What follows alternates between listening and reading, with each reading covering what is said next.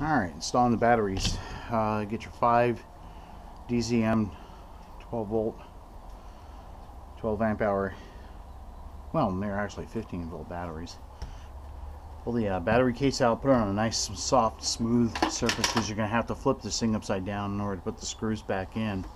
There are 2 screws on here on the end, and then on the underside there's 2, 4, 5, 6, and 7 screws right there that open up the bottom of the case. So take your handy dandy number 2 screwdriver, open these up. I don't recommend using a power screwdriver on this, even though there are a lot of threads, but you don't want to over tighten the plastic and crack it. So you usually just do this manually. For untorquing, I suppose you could use a power screwdriver.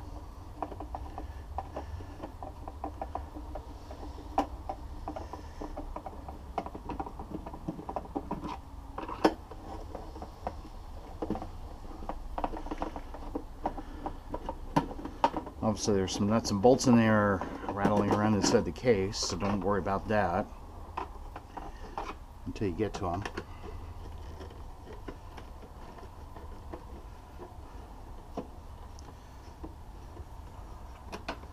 Probably a good idea to have a screwdriver or a magnetic pickup tool to extract the screws.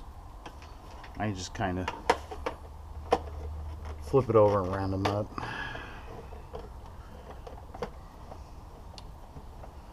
You want to make sure that post, when you unlock the battery case, is retracted all the way.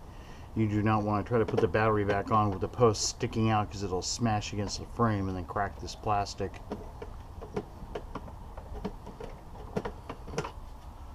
Let's try that one again here. There it goes.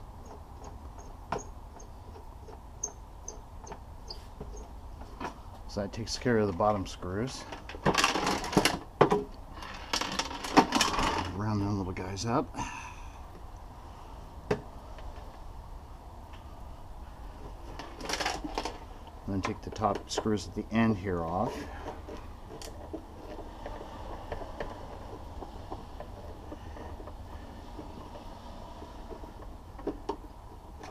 And since they're different, set them off the side.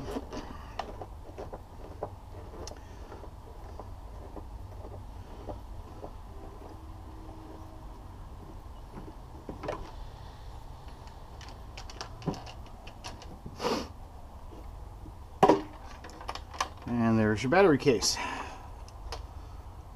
There's the ground. The hot for the battery for the main power.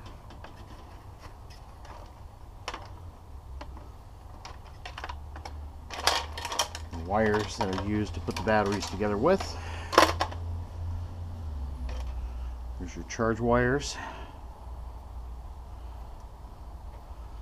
Probably need to strip those a little bit better.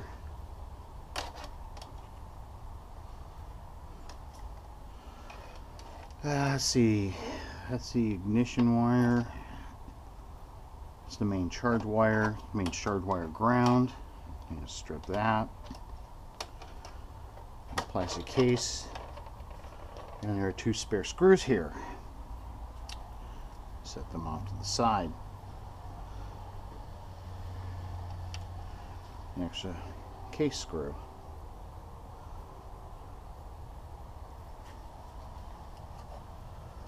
Everything looks like it's in order.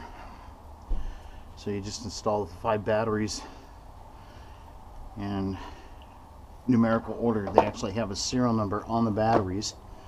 We got crafty and labeled them as such.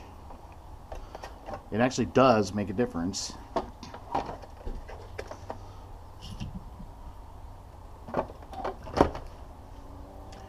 Probably have to experiment, trial and error here to figure out the orientation, but I think it should be just like the other 60 volt from last year. Put the head ends. Let's see, is this number 3? Yeah. So that's 1, 2, 3. Number 4. And then number 5. I have to put a cardboard spacer in there for that one. So this is the key switch. This is the main charge battery wire. And for the sake of no confusion, we'll set those jumpers off to the side. This is the main power battery wire. This is the main charge wire. Those two got to go together and connect to this terminal. I highly recommend you solder these, and I will pause the camera when I get around to doing that.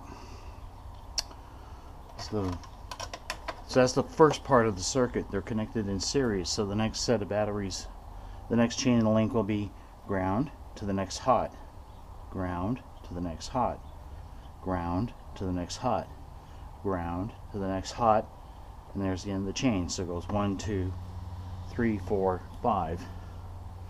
No, excuse me, 1, 2, 3, 4, 5 for a total of 5 volts, 5 batteries in series. And of course these wires are all the same length, so you just gotta stretch them to make them fit.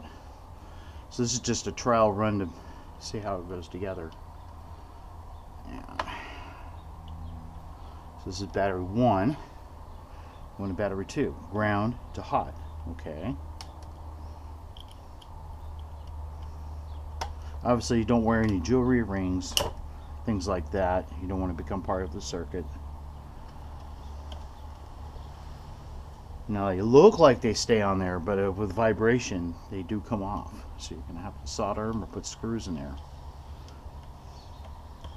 This is battery number 2. So you go ground to the next one, which is hot. Put it around, turn it.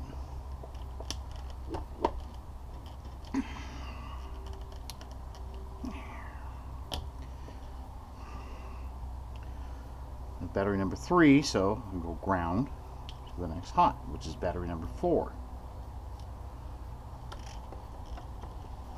Ground to the next hot.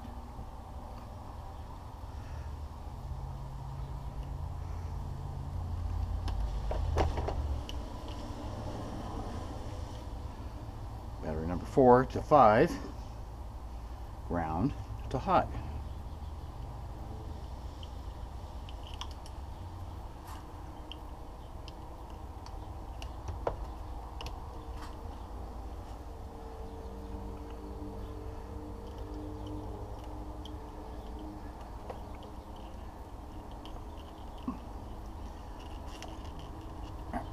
May take a little doing to get some of these on there. There you go.